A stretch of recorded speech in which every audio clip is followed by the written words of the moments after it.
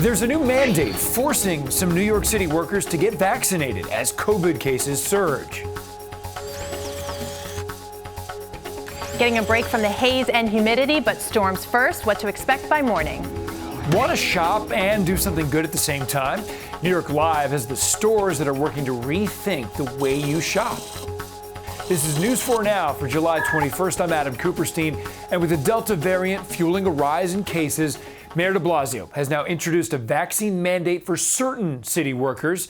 Beginning August 2nd, all of the staff at the city's public hospitals and clinical workers at the Department of Health must show proof of vaccination or get a weekly COVID test. Top doctor says this mandate also could expand. Because of the Delta variant, increasingly the choice is between infection or vaccination, and that can mean the difference between life and death. As it stands, nearly a third of all hospital workers in the city, including those in both public and private institutions, are unvaccinated. And of the 5 boroughs, the largest percentage of hospital workers that are unvaxxed is the Bronx. A bizarre murder mystery continues to play out on Staten Island. An 80-year-old man was found dead in an apartment building along Corson Avenue in the Tompkinsville section. And what's even more disturbing, police say the words, "I touch little girls," was written across his chest. In addition to the message on the chest, police say the man also had the words "I touch" written on one foot. The city's medical examiner is yet to determine the cause of death, and the investigation is ongoing. A propane tank explosion destroyed a truck and shook a Queens neighborhood. Police say that tank was in the back of this pickup truck when it exploded at Linden Boulevard and Murdoch Avenue in St. Albans at around 8:20 last night. Citizen video shows the back of the truck blown off with pieces of it lying all over the road. First responders rushed to the scene, and witnesses say they thought a bomb had gone off. We could have lost hundreds of people. It shook the buildings, it shook CVS, it shook everything. No one was seriously hurt, including the driver of the pickup truck, and it's still not clear what it was that caused the explosion. Well, residents of a brownstone in Brooklyn have been forced to evacuate after a stoop in front of a building there collapsed. It happened Tuesday afternoon at a 3-story building on Carlton Avenue in the downtown Brooklyn area. The Department of Buildings says a stone arch above the front door fell and then it crashed onto the front stoop, and that's what caused the stairs of the building to crumble. The DOB issued a full vacate order, and the property owner was given a violation for failure to maintain the building. Residents were offered emergency relocation assistance by the American Red Cross, and thankfully no one was injured. After a couple of weeks of silence, a distinctive sound of summer has returned in New Jersey. Cicadas are back, but these aren't the same cicadas that were emerging by the millions just a few weeks ago. According to insect experts, those were brood X cicadas that crawl out of the ground only once every 17 years. The bugs being seen now are annual cicadas, a different variety that emerges every summer. Well, LaGuardia Airport is finally getting an air train. The construction project got the green light from the FAA yesterday when it cleared an environmental review. The air train is expected to link the airport to the 7 train and the LIRR's Port Washington branch at the Met's Willets Point station near Citi Field. The project also includes passenger walkways to LaGuardia's Central Hall and a parking garage connector. Our air quality here in the city has been the worst in years due to the wildfires out west. But Maria, a break is coming. We just have to get through the storms first.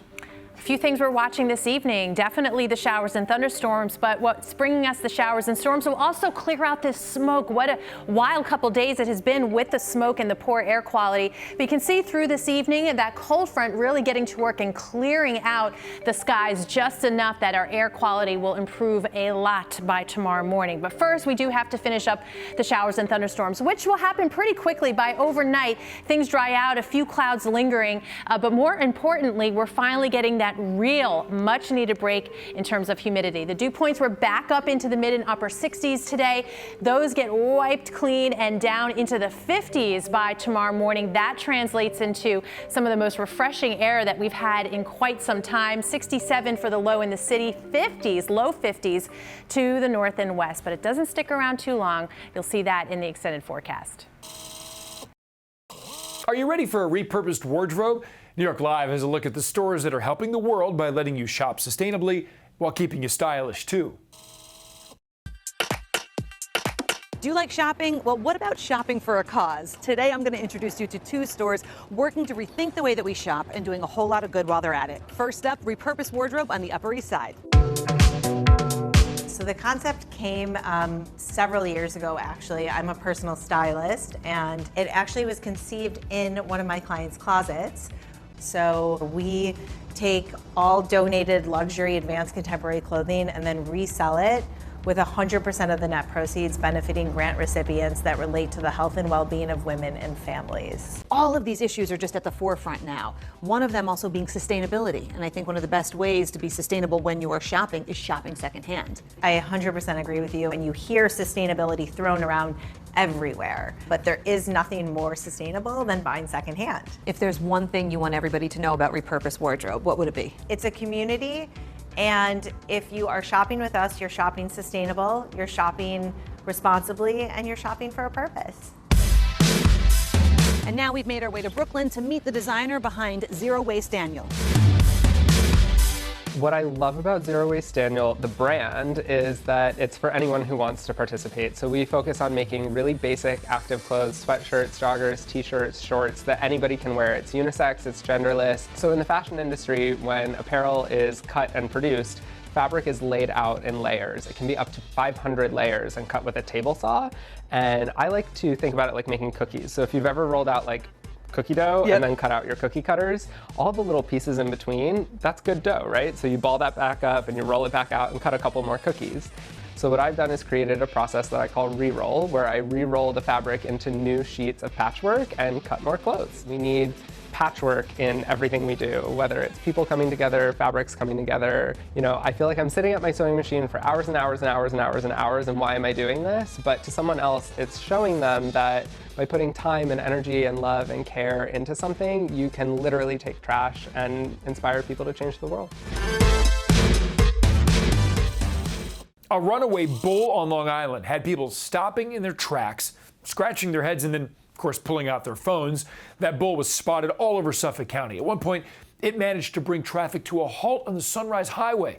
News 4's Greg Sergel has the details on this great escape from Mastic. I think we better call the police, no? This Mastic resident was one of many who had a close encounter with a 1,500-pound black bull running loose in the community. And I was like, oh my God, what is going on right now? We were in shock. We didn't know what was happening. Janine Bramer snapped a photo of the bull. Others captured it on cell phone video. He's going back to the farm. All pausing to document a sight many described as absurd. Unbelievable. Only something you would see in a movie. I seen a guy running down the block with cowboy boots. I was like, okay, it's real. By air and on the ground, Suffolk police spent the day trying to find and corral the bull. Animal rescue groups also joined the search, scouring woods along Sunrise Highway where the bull had been seen.